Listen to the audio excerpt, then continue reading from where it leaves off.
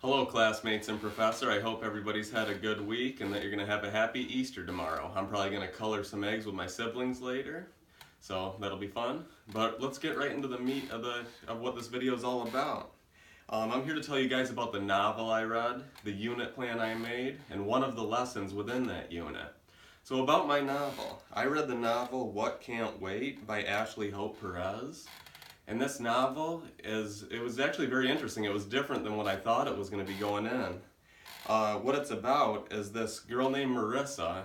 Her family moves from Mexico to Houston, Texas, and they're a low-income family. So what it is Marissa has a lot of different adult voices speaking different things into her life.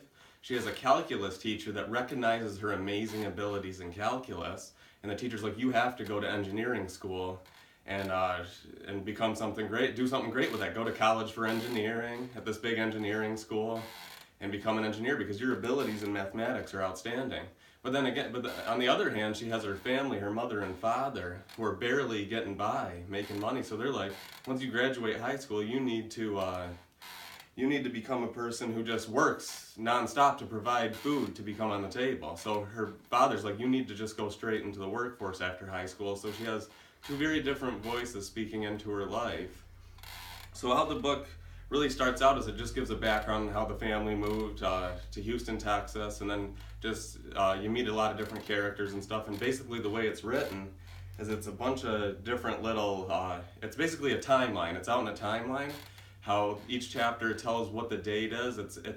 So she's a senior in high school, and throughout her senior year, there's different events that happen that really lead to the decision that she finally makes at the end on whether to go to college or to work for the family. So throughout that senior year, she goes through a lot of different challenges. And these challenges this is a very good book for high schoolers to read because a lot of the challenges she goes through, a typical high school girl would go through at this time in her life, or even a male would go through this because it's all about the decisions to be made in that time of transition. So some of the situations she goes through is her older sister has a little baby with this drug addict guy, and she's basically in charge. They're very irresponsible, so she's in charge of taking care of the baby after school, so she can't have time to study her calculus. And other things are she ends up with this boyfriend, and then things aren't really working out, and she ends up going to this party, and a few bad things end up happening, and just different situations that any high schooler might be able to relate to be able to cope and to be able to really move on in their life as they decide whether to go to college or what to pursue in their life. So the big question the big question that I would ask my students is, what are your goals and dreams, and how hard are you willing to plan to pursue those dreams? So that's like an overarching, big, essential question that I would really lay out on students on the first day as I'm introducing this book. As they begin to read it, they should really be thinking about that because that's what this book is really all about. So now that you have the background of basically what the book What Can't Wait is all about, let me get into my unit plan here and really talk about what that consists of. So like I said, the first lesson I would kind of introduce the novel, and I'd really let students know what is the purpose of this unit that we're doing. And really the purpose is, I made up a class, and the class I said was 12 students, and each student is in college level English and college level math. So they all have great abilities in each of these areas, and what I said was the unit is going to be interdisciplinary unit, meaning that they'll talk a little bit about it in their math class and their calculus class, since this book has some calculus in it. But mostly we're just going to be studying in the English class, and we'll really be focusing in on some of the different standards that have to do with reading, discussion, and writing as we work through this book. And yes, we're trying to really keep up on the English standards and the English skills, but really the main point is for students to really think about their life at this point, and they could relate to Marissa in this book by just really thinking about, what am I doing next in this transition period? And it may be a difficult time to move on from high school to college or high school to the workforce, but really, why am I making these decisions, and what voices am I listening to make these decisions? So really that's the whole point of the unit.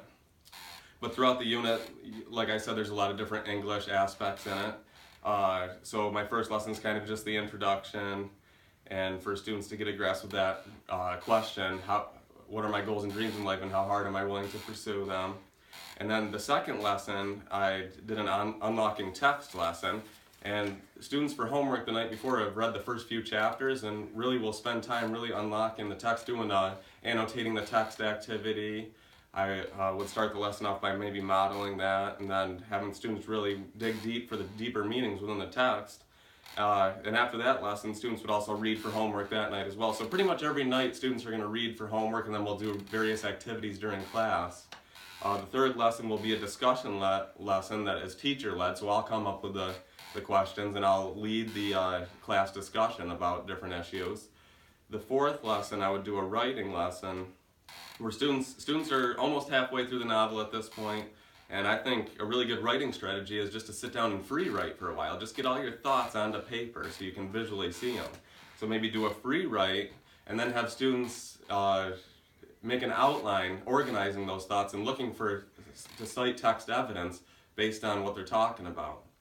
And some of the standards that I have aligned with that is some standards on citing evidence, cite strong, thorough textual evidence to support analysis, blah, blah, blah. That's one of the words on that standard. And also, not just that, but really developing persuasive thinking and reasoning. Because when you make a big decision, it's good to really look through the pros and cons and really reason. So that's another big standard that I like to hit on in this unit. A nonfiction lesson, well, they'll take another outside source, a nonfiction source about following your goals and dreams, and they'll really connect that in with the novel. There's going to be another discussion lesson. I think it's important to get students talking about the book and about their lives and what they plan to do to encourage one another. And I think the next discussion lesson that I incorporate in here is not going to be teacher-led, but for homework, students will have to think about how they're going to, some questions that they have to raise up as a class so that it can be a student-led discussion. And then lesson 7 is kind of cool. This is a 8-lesson unit, so I'm almost finished with the overview.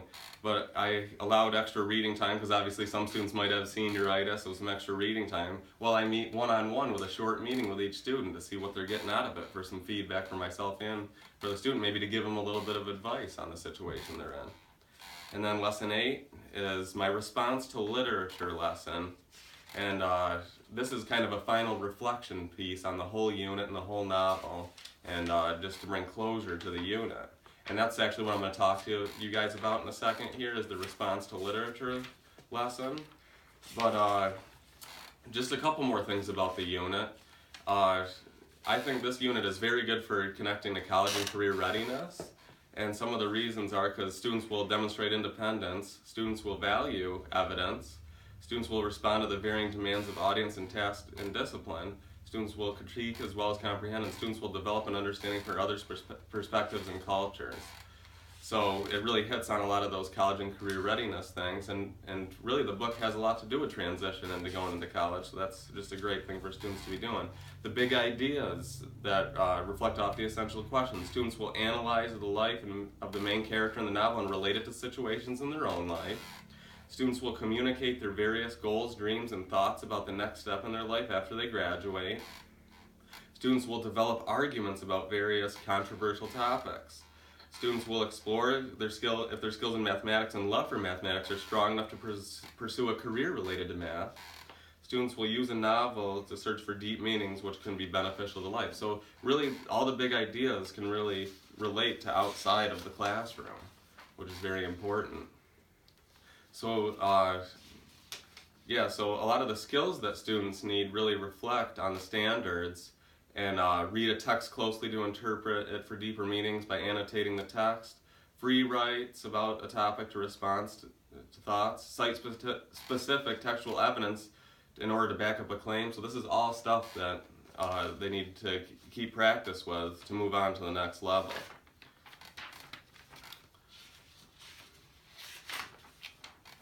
So that basically is a good overview of what my unit is all about. So let's, for a couple minutes here, just talk about what my one lesson, my unlocking text, or not my unlocking text, my response to literature lesson, which is at the very end. So the way I've laid it out is students have already read the novel. Students have already done a lot of work with it and things like that. So what the goal is for a final reflection, piece where they can just think about all the essential questions from throughout the unit and really just make their final conclusion about everything. And that final conclusion is going to be expressed through a variety of ways throughout the lesson. So I think it's important to have students, now that they just finished the novel, to really have a group conversation about what is the conclusion of the novel and what are your reactions to it, and then and use what they've done throughout the unit and what they just learned from the homework the night before to develop a little group presentation. So the first half is groups together, or the first part of the lesson is groups together, and then the second part they'll be doing a little group presentation, whether that's with a poster board or however they want to present their information quickly to the rest of the students. And then I would conclude the lesson by going over the expectations for a 5-paragraph summative reflective paper they're going to write about the novel, their life, and the essential questions as a whole. So that's going to be the summative assessment. They've had a lot of formative assessments throughout the unit, but this is like the nice closure piece. They're going to organize and present their information with a paper. So that's how I would conclude the unit, and I really believe that students will get a lot out of this unit for their lives. So thank you so much for listening to my overview here, and I hope everybody has a happy Easter, and we'll see you later.